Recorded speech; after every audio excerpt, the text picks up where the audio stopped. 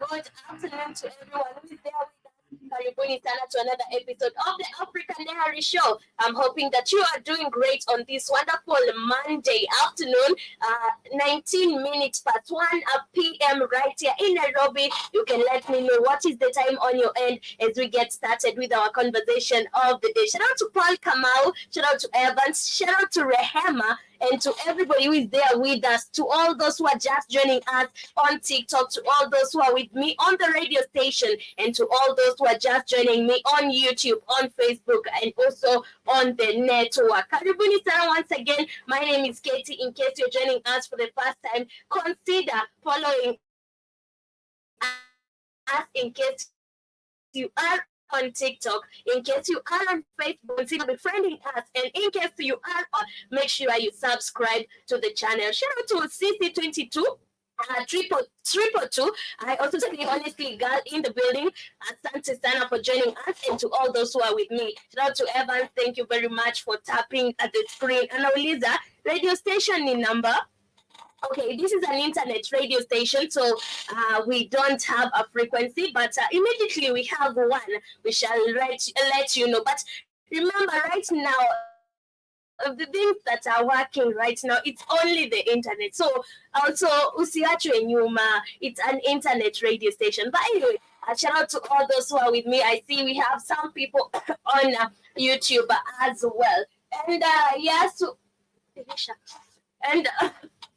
and to all those who are with me right here, karibuni sana once again. So on today's episode, we shall be discussing different matters, and one of it is about the Kenyan government, and this is about the IMF, and the more money we are getting from the IMF. Other than that, we shall also be talking about the inauguration of Felix Tshisekedi. Yesterday was it, and we had the president, or we had the former president and the current president of Kenya attending that. We saw other presidents from all parts of the continent attending the inauguration of the Congolese president. And remember, Felix Tshisekedi was elected or was re-elected as the president of Congo amid a troubled nation. And this is just crazy because now we had the people of Congo being lied to that Felix Tshisekedi will declare a war to his enemies or to the enemies of the country. And remember, when we are talking about the enemies of Congo, we are talking about Rwanda, people like Rwanda. We're talking about we have seen so many African countries being used to destabilize Congo. So this is the notion they came in with, so that they would let Tshisekedi lead the country for another term. But anyway, we shall be talking about the inauguration and see how it went down, what went on during the whole ceremony, and also how things were in the ceremony. Other than that, I'm seeing that the Egyptian president says that he will protect Somalia against the arms threat, and that is an arms threat. We shall be checking on that and getting to see what is an arms threat and what is it all about as we get to continue with our show for today. Other than that, there is also U.S. Navy that sank or drowned in a sea or in the sea during an operation, and right now they have been presumed dead, and we shall be getting to see what really went on and why did they die. But other than that, it is all about the recap of what has been happening during the weekend. And also I saw during the weekend that Nigeria made a very brilliant move of banning plastic bags in their country. This is a move that was taken by Kenya a long time ago. This was in the year 2017. But anyway, Nigeria during the weekend took a very, very brilliant move of banning plastic bags. But anyway, we're going to see, is this going to be effective with now the ways that we've been seeing in the African countries? ICC Triple Two is saying free Congo. Yeah, Congo should be freed. When you're talking about a free Palestine and all other countries, I believe you as an African person, you should be saying free Congo, free Sudan, and the rest of the troubled nation we have right here in Africa. But anyway, karibuni sana. Those are some of the matters we shall be talking about on today's episode. Make sure you interact with me. Do let me know how is your day going? How are you feeling today? And what are some of the matters you'd love also me to talk on today's episode? Shout out to Candy. I see in the building. Kalo, I see Miss Miss Chrissy. I see in the building. Karibu sana. And to all those who are just joining us. We are going back to one more jam. I'll be back with our quote of the day. And in case you have a quote of the day you'd love to share with me right here, please make sure you bring it as we get to continue with our show for today. This is Omalay. The jam is the reason. Get to jam onto it. Remember to come back with your quote of the day.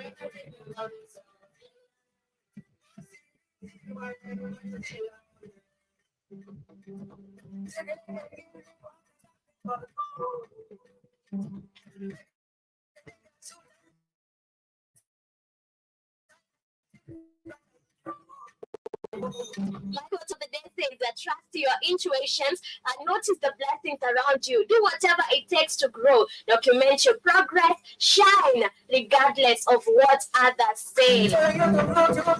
Trust your intuitions and notice the blessings around you. Do whatever it takes to grow. Document your progress. Shine regardless of what others say.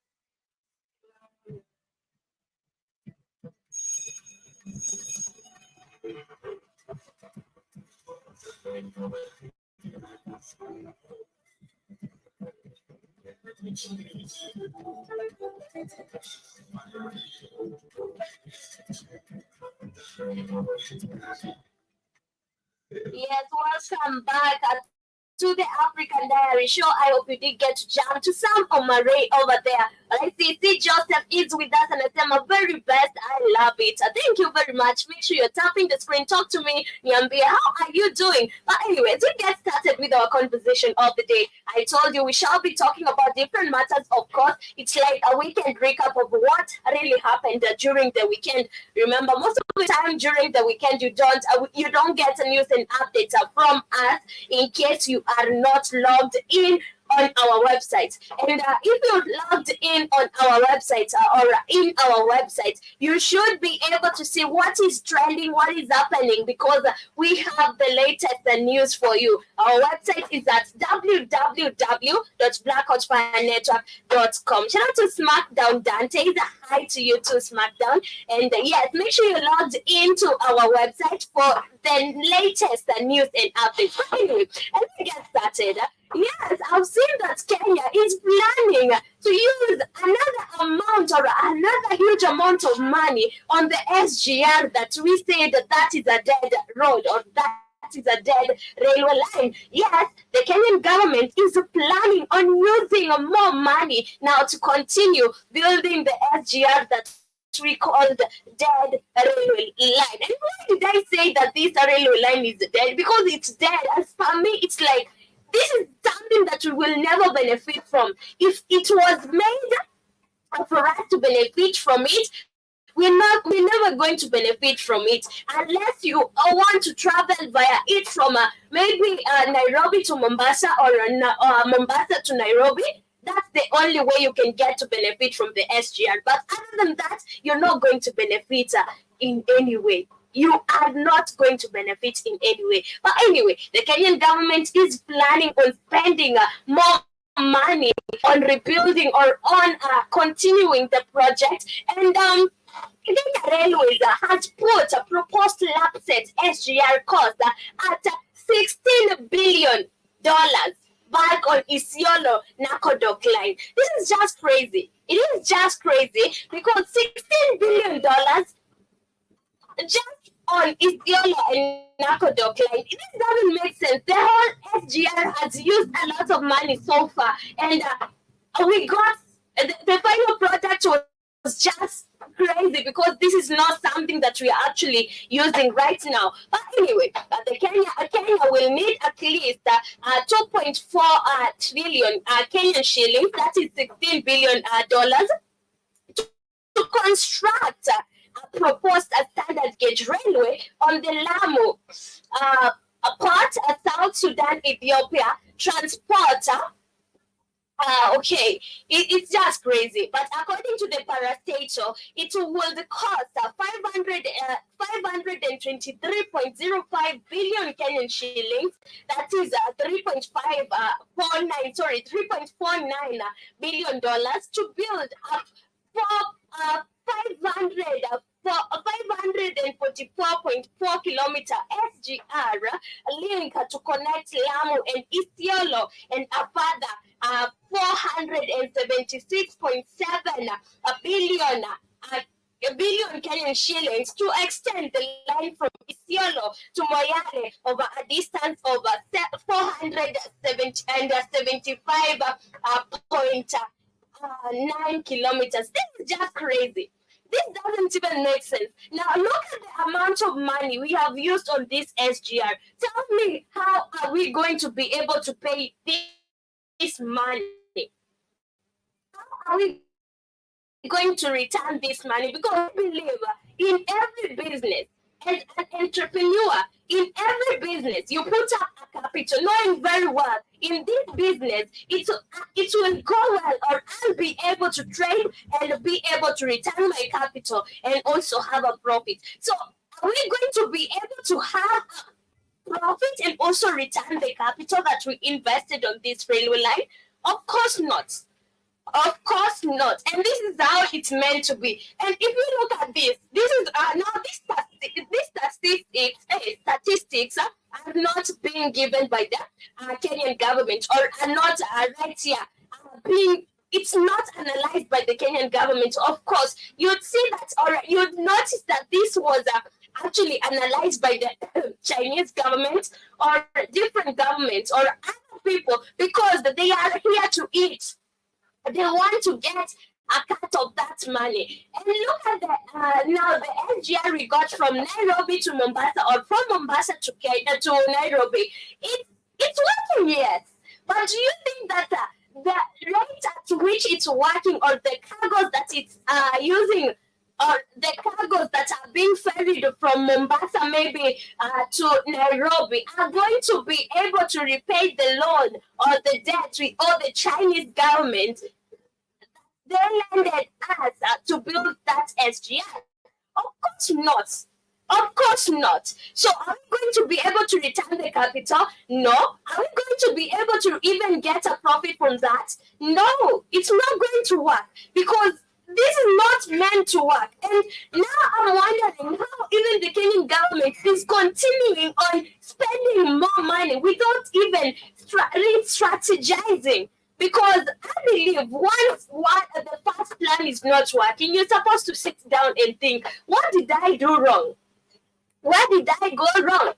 You're supposed to sit down, analyze where you went wrong, and now re-strategize. But the Kenyan government is not ready for that. It is not ready for that. It is very ready to use taxpayers' money and construct something dormant that will never help the country and will never return the money they put on that railway line. It's just crazy. And right now, I've seen that Kenya is one of the most indebted African countries, but your president will actually deny this. Yes, if you go and ask Mr. Ruto, are we indebted as Kenyans? No, he will say no, a very big no. But go and search for the most African indebted countries. Kenya is among them. It is among those because we've been taking money. We've been taking money all the time. The IMF is giving us money that we are receiving our money from the central bank or the World Bank, but we don't even have plans of paying back that money, or we don't even know how we're going to repay back that money. And this is why we are finding ourselves in the list of the most indebted African countries. But I see Animals is with us. Karibu sana is saying hello, unakaa fiti. Thank you very much. I also see Randy YY is saying mama. Okay, thank you very much, and asante sana. But in case you're just joining us, we're talking about the Kenyan Railways putting on a proposed lap set of SGR cost that is supposed now to connect Isiolo, the Isiolo to the Nairobi railway line where it was left at, or the SGR, and also the Nakodok line. And I bet this one is going to pass through Narok. Anyway, the largest spending would be on constructing the SGR line from Isiolo to Nakodok town on the border between Kenya and South Sudan over a distance of 753.2 kilometers at a cost of 664.6 5 billion Kenyan shillings, and Kenya Railways has estimated a further 358.8 billion Kenyan shillings will be required to link Isiolo and Nairobi via SGR over distance over 278.6 kilometers and a further 385.95 billion Kenyan shillings from 335 kilometers stretch between Lamu and Mariakani. And the entire stretch will cover a total of 2,377.45 kilometers, translating into a cost of 1 billion Kenyan shillings for every kilometer of SGR. Imagine, does that even make sense? 1 kilometer costs 1 billion Kenyan shillings. Does that even make sense? Constructing only 1 kilometer of the railway line. Does that even make sense? Look at what the Tanzanians have. Did you check on the SGR? Did you check on their train? Man, that is crazy. And they used the little money. They used little amount of money than what we used right here in Kenya to construct this dormant SGR. This dead road or this dead SGR that we call railway line. Did you see what the Tanzanians have? Man, I wish I can be able to show you, but my guys on TikTok will not be able to see if I share this on YouTube or on StreamYard. But anyway, it's just crazy with how Kenyans we are. The government is okay with misusing our the taxpayers' money, and doesn't even feel a pinch of it. Yes, Randy, I'm talking about 1 billion. 1 billion per kilometer. Imagine 1 billion per kilometer. It's just crazy. Excuse me. Excuse me. But it is just crazy. Wameanza kunitaja. It's just crazy. But you know what sounds insane? 1 kilometer, 1 billion Kenyan shillings, and they think this is okay. And they even come and tell you this is the plan. Yes, this is the money we need. and we want to start this soon. And they have no problem with that. Can you imagine how insane these people are? And they are going to do it. Believe it or not, they are going to do it. But I see Randy is saying, shit, I felt it 1 billion per kilometer. And the way that is just another corrupt failing business. Of course, look at the railway line we have right here. Hiyo SGR yenye walisema ni SGR. Where do we use it? From Nairobi to Mombasa. From Mombasa to Nairobi. That's the only way we use it. Imagine, hata ukiangalia hiyo SGR, how many of us will have to travel and even could travel to even 1,500 from Nairobi to Mombasa? Imagine.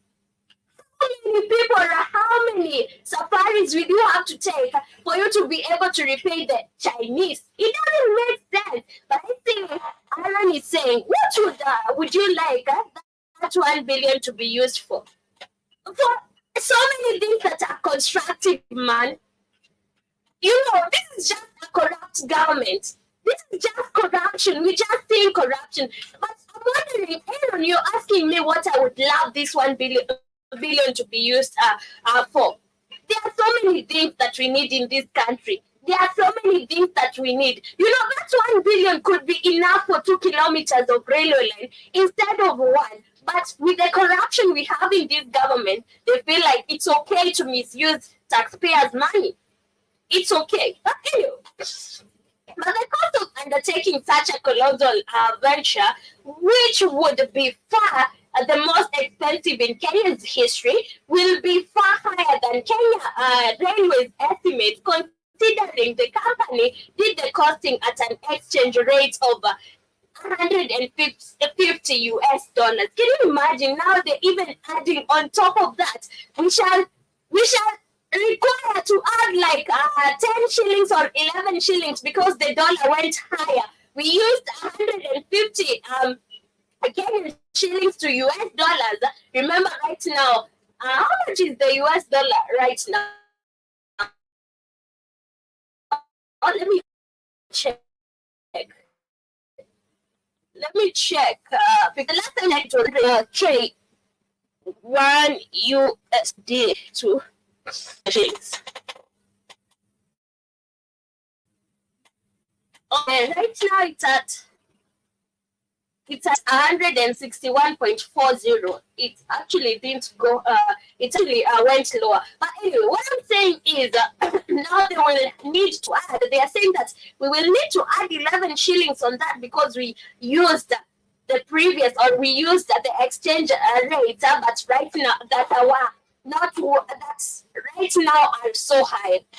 But the parastator has nonetheless expressed confidence in raising 275.9 billion Kenyan shillings, or 11.4% of the total project's cost by financial year 2027 to 2028 through funding from the government, collections from the Railway Development Levy Fund, and loans. This is just crazy. They are planning on taking more loans every day. It's all about the loans. But Kenya in 2014 began construction of phase 1 of the SGR line between Mombasa and Nairobi, covering 472 kilometers.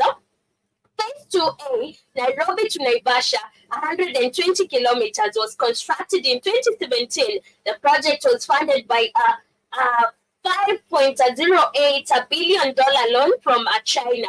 The SGR line has led to expansion of the inland container depot in Nairobi at Embakasi and construction of the ICD Naivasha at Mai Mahiu, said Kenya Railways. This is just crazy, and the firm added this has contributed to the congestion of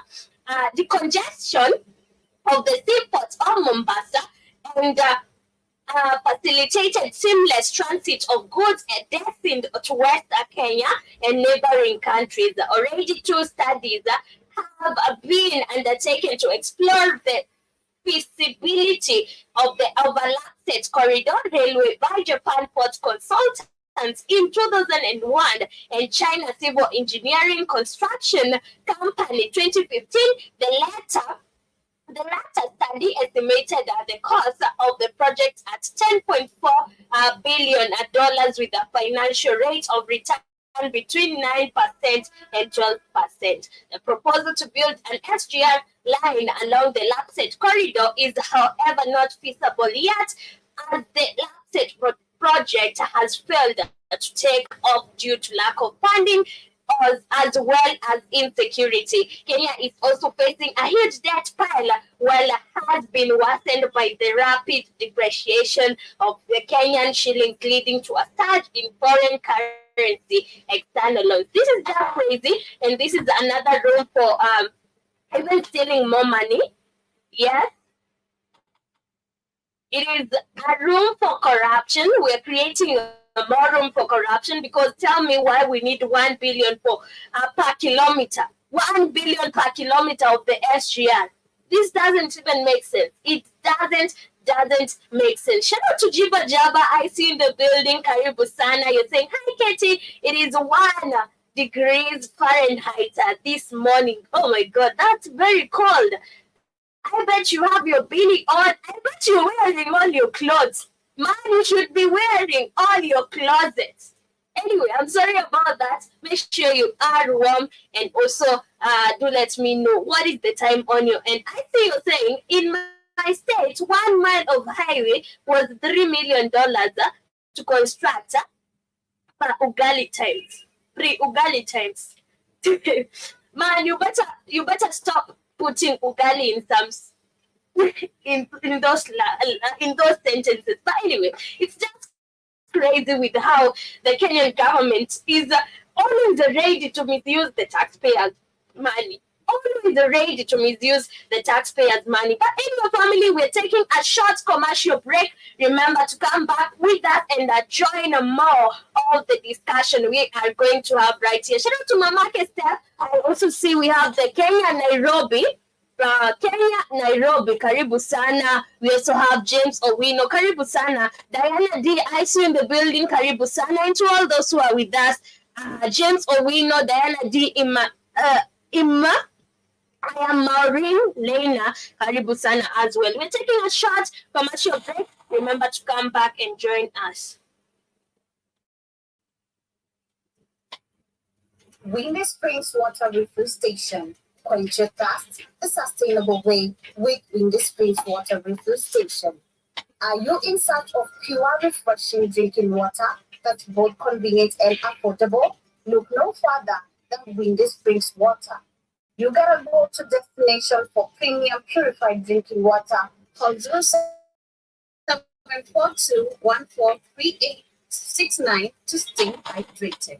0742-143869 to stay hydrated.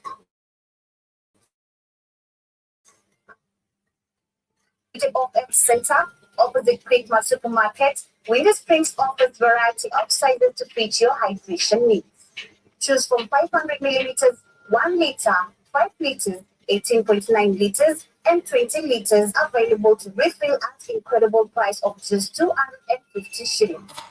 That's not all. Experience the convenience of doorstep deliveries. Just call 0742-143869 and Windy Springs will bring the freshness of pure drinking water right to your doorstep absolutely for free. Planning an event or a wedding, Windy Springs caters to all occasions. Ensure your guests are staying hydrated with our quality purified water. Making your special day even more memorable, call 0742-143869 for incredible deals. Stay refreshed, stay healthy with Windy Springs Water. Visit us today at Everest, Ongata Rongai, and stay hydrated. Yes, welcome back, and I hope you are going to stay hydrated that's anyway. I think to continue. I thought that, or I was reading this article that Kenya's domestic debt has hit 5 trillion Kenyan shillings, and this is just crazy. And you know, we're from reading how the Kenya Railways is planning on now building the railway line or extending the SGR to Isiolo and South Sudan. And this is not a bad thing, but also now they are planning to do this using 1 billion per kilometer. And this money is going to come from the tax money. It's going to come from the railway line levies and also loans. And right now we are at a point that we need to stop borrowing money as the country. We need to stop borrowing more money as the country because we have hit 5 trillion Kenyan shillings debt. Imagine, but the Kenya's domestic debt has hit 5 trillion Kenyan shillings for the first time in history. The Central Bank of Kenya weekly bulletin released on January 19th shows that domestic debt is part of public debt that is payable to creditors within Kenya, and as explained by the monetary policy regulator, its management is a key to sustained macroeconomic stability. According to the data, Treasury bills and bonds accounted for 95% of Kenya's total domestic debt, standing at 4.8 trillion Kenyan shillings. And CBK noted that Treasury bills amounted to 551 billion Kenyan shillings, while Treasury bonds stood at 4.3 trillion Kenyan shillings as of January 12th, 2024. This is just crazy. Where are we heading as a nation? Imagine a 5 trillion domestic debt. This is crazy. And overdrafts at the central bank accounted for 1.82% of the total debt, which translated to 91.87 uh, 91.87 billion Kenyan shillings, and as outlined in the document, other domestic debt accounted for 126.28 billion Kenyan shillings of the 5 trillion sum. It's just crazy. It's just crazy. Other domestic debt includes clearing items in transit, advances from commercial banks, and the pre-1997 government overdraft. CBK observed. International Monetary Fund funds on lent to the government stood at 101 billion Kenyan shillings, representing 2.02% of the total debt. This is just crazy, man. It is just crazy. But now we are seeing that we are seeing where we are heading as a nation, and also this shows that we are actually heading to be the most indebted African country. And by the fact that our president is still taking more debt, is still taking more loans, we are going to be indebted to a point that this international or these foreign lenders will come to our country and tell us, you know, this is our country. You know, this part of us, this part of the country is ours because you have not been able to pay us back. But I see Jiba Jaba is saying, yes, ma'am, 4 layers plus 4 layers plus the bini, it's a quarter to 6 a.m. And also you're saying U.S. consumer credit card debt is $1.5 trillion. The national debt is $31 trillion. We are broke. We're also broke as a country right here in Kenya. It's just crazy. And, you know, it doesn't make sense at all. I mean it. Okay, so it doesn't make sense at all, and it's just crazy with how now we are still taking more money, we're still taking more loans, and we're not even seeing that we are one or we are leading as the most indebted African country. It's just crazy with how the president feels like this is okay. It feels like this is okay, making sure that our country is broke. Yes, Kenya is actually bankrupt right now. Kenya is bankrupt. Didn't I tell you last time? The last time I checked, we were talking about the Kenyan government buying US dollars for the reserves, for the foreign trade reserves. Yes, Kenya is broke right now. I mean, it's bankrupt, but the country is still taking the government is still taking more loans, more loans, more loans. You cannot continue, you cannot enhance or you cannot accelerate your economy with the loans. You cannot fuel your economy with the loans. It doesn't make sense. It doesn't make sense thinking that you're going to continue your economy with the loans. That doesn't even make sense at all. It doesn't make sense at all. But anyway, moving on to other different matters, let us head to Congo straight without even wasting a second, because I see time is not on our side. Man, time runs so quick. But anyway, I see there was a swearing in ceremony of Felix Tshisekedi. I see General Mosquito is saying Marlon's budget moderate. Of course. But anyway, there was a swearing in a ceremony of Felix Tshisekedi where we saw our former president, that is President Uhuru Kenyatta, or ex-president Uhuru Kenyatta, and also we saw the current president, that is William Ruto, attending the ceremony, and we saw an image of them shaking hands, and it was actually a very good image, because the last time we checked, we saw that, or we thought that these people cannot even look at each other. But anyway, despite the legal challenges we had in Congo, remember during the elections, we had people or the opposition, the member of the opposition, saying that the election was not free and fair, and the Felix Tshisekedi should not be sworn in.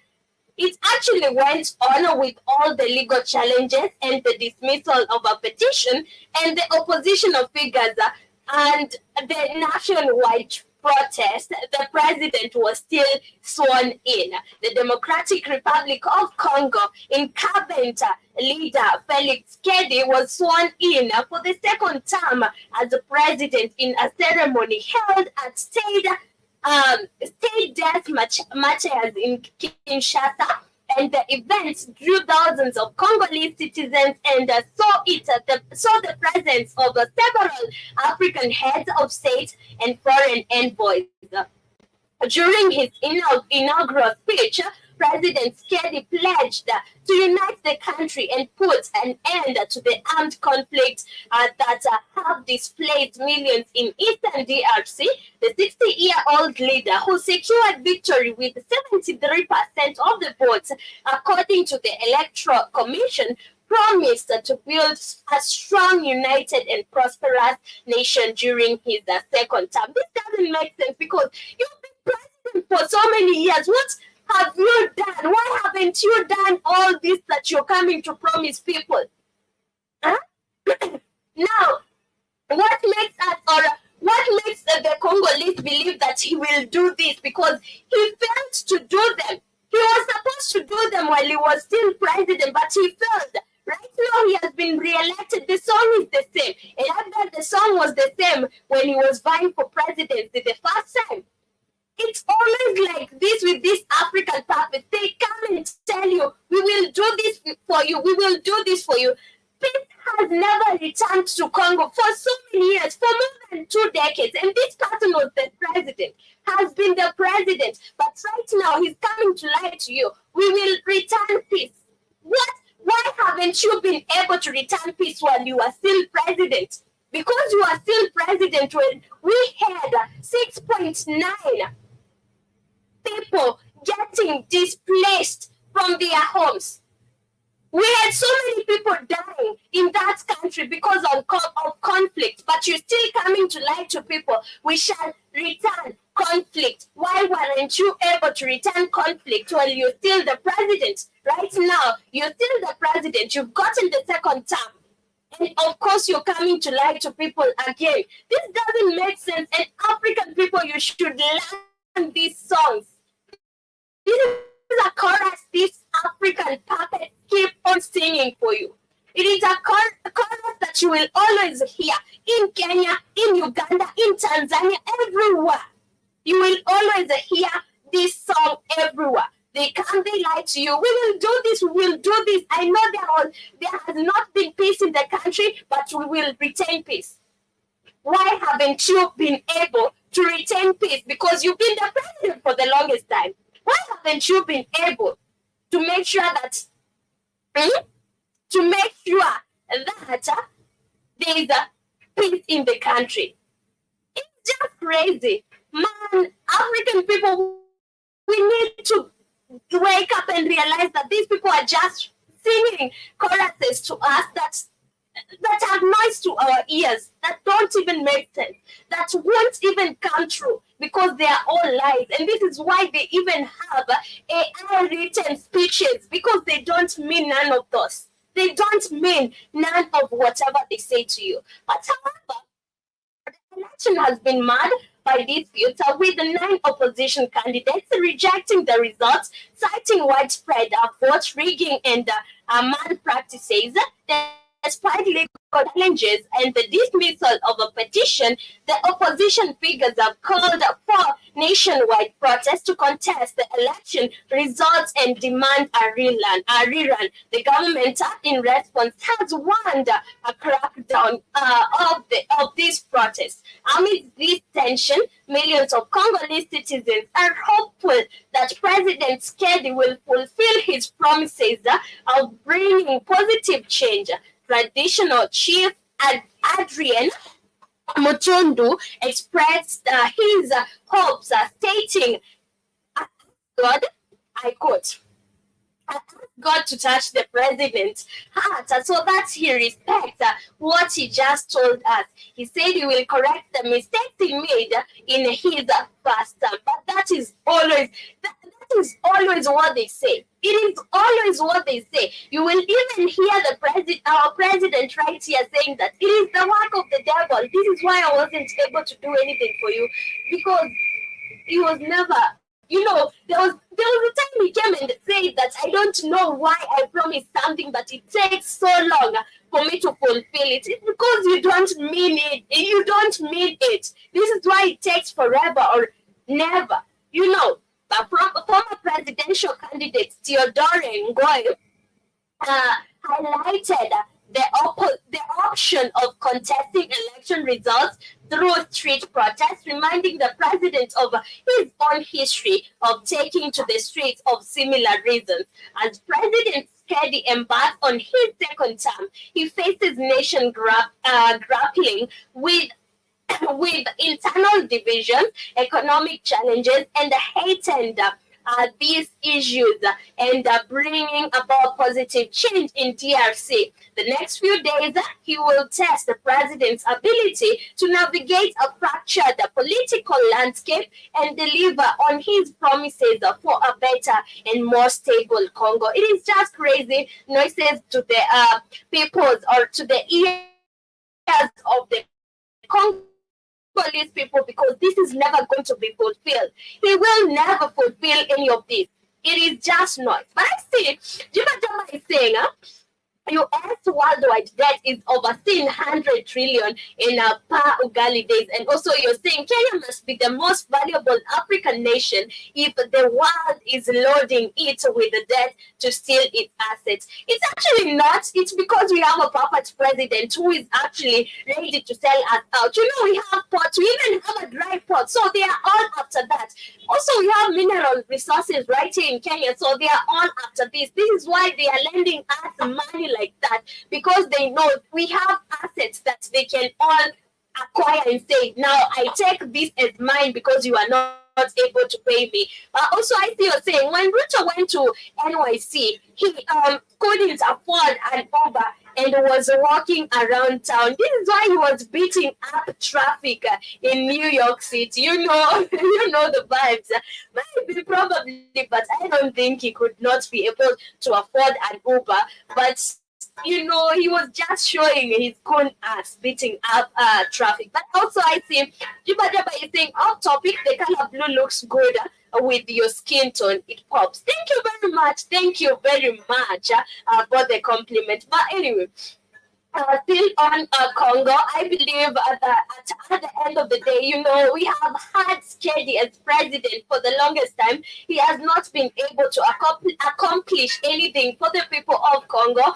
And we've seen so many people getting displaced. We've seen even the minerals getting stolen from Congo, and nothing has happened in the country. So even if he's trying to lie to people that this will happen, we shall help you with this, or we shall do this, and we shall deal with this terrorism, it's not going to happen. It is not going to happen. So my people of Congo, stop hoping for the better or for the best.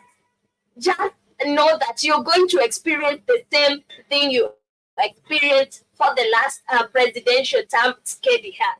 It is the same, man. There's nothing that is going to change. If there's anything that is going to change, more loans, my people, more loans and more selling off or more selling out your country. But anyway, talk to me. Do let me know what you think about that as we get to continue with our show for today. Shout out to Patson Morgan.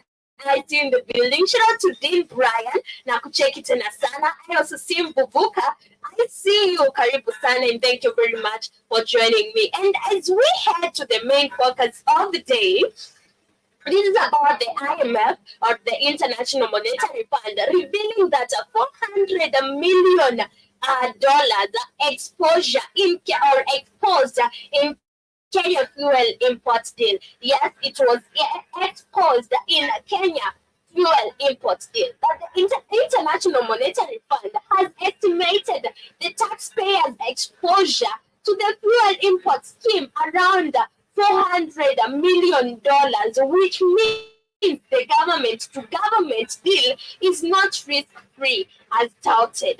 The IMF estimates that states' contingent liabilities stemming from the letters of support issued by the participants in the supply chain of at 0.4% of GDP, said that the IMF in the latest country report under the Extended Fund Facility and Extended Creditor Facility arrangements, the International Monetary, I read that, and a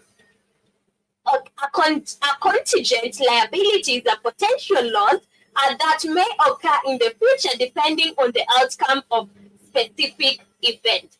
In case of the G2G mechanism, or government-to-government mechanism launched in April 2023, the IMF says taxpayers are exposed to costs on the national budget in case prices at the pump are not adjusted to fully pass through any forex losses to the final consumers. The hedge against foreign exchange losses, Kenya opened an interest-bearing escrow account into which proceeds from the sale of fuel under the deal are parked. The interest of the funds in the 91-day treasury bill rate minus 200 basis points, that is 2 percentage points. The interest is paid to a government-led stabilization account to mitigate forex losses. This is just crazy because now we're still talking about our currency right here. If you clearly don't understand this, and we are talking at a point where we need to exchange our currency to pay for fuel in the currency that now they buy fuel with. And actually, most probably it's the dollar. And right now they are saying that we might incur losses in the exchange rate, or the rate at which we are exchanging our currency. Remember, on Friday, I took you through how our currency has depreciated to a point that we're incurring losses to even transfer or to exchange the money. And the IMF staff and the Attorney General of Kenya reviewed the legal arrangements of the fuel import scheme, establishing that they do not give right to government guarantees of private right or of private debt under domestic law as defined in technical memorandum of understanding under the IMF supports ECF arrangements. The government is nevertheless exposed to calls of the national budget in case prices of the pump are not adjusted to fully pass through any forex evaluation losses under the mechanism to final consumers. And this is just crazy. Forex needed to repay exporters in domestic market, and the Kenyan government has indicated its intention to pull out of the scheme in December and leave it to the private players. I think that is the only move that we can take right now, because we don't even have banknotes in our foreign reserves. We are at a point that we are buying dollars to maintain or to keep to have or to keep now the foreign reserves. But it doesn't make sense. It doesn't make sense. You know, this is why I keep on saying that Kenya is broke right now. Kenya is bankrupt right now. But, you know, the government will not come and tell you this. We are broke right now to a point that now we have to get out of an oil deal or out of a fuel deal just because we don't have enough money in our reserves. And right now they're talking about now we have to pass our money through a direct forex because the exchange rates right now are crazy. Changing changing 100 Kenyan shillings to US dollars, it's just crazy. It's super expensive. And this is what they are talking about. So the Kenyan government or the Kenyan country or Kenya as a country is bankrupt right now, or we are broke and we are full of debt and loans that we are still we have not still figured out on how to pay this. But anyway, the scheme, which had an initial duration of 9 months and extended for another 12 months to end in 2024, includes the issuance of letters of support by the government to domestic oil marketing companies that also benefit the bank's financial institutions, credit insurance providers, lenders, and any hedging companies providing financial or financing, insurance, refinancing, or hedging to the OMCs. And now, you know, this whole deal is distorting the currency, or the whole oil deal is distorting the whole currency market, because I believe with now us being able or without being able to have money in our foreign reserve, this is why we have to exchange a lot of money and incur a lot of losses. And it's just crazy. I believe that Kenya would have done better with this. You know, we should have had enough money in our foreign reserves, and we should not be incurring such losses. But the fuel is imported on 6-month credit, backed by commercial letters of credit issued by domestic banks and confirmed by international banks. Banks have been cagely on continuing to issue letters of credit without the letter of support from the government. And that is what happens, and that is why now we are finding ourselves even trying to withdraw from the deal, because we are the value or this whole oil deal is distorting our currency right here in Kenya, because all the time we have to go under a struggle. But anyway, family, we shall wrap it up right there. Asanteni sana to all those who are with us on today's episode. I hope you did get to enjoy our today's show. And thank you very much, Calvin Karl-Marx. You joined in late, but better late than ever. But anyway, family, hope to see you later on the next episode of the Rhythm Scoop Show. I'm leaving you with this jam. We were jamming too. This is Omale. The jam is the reason. A jam unto it. Remember to join us next on the episode of the Rhythm Scoop Show.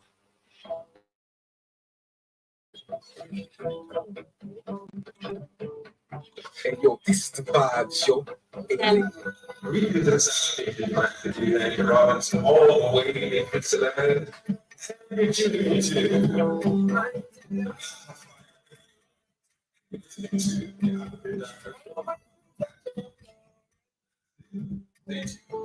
don't want to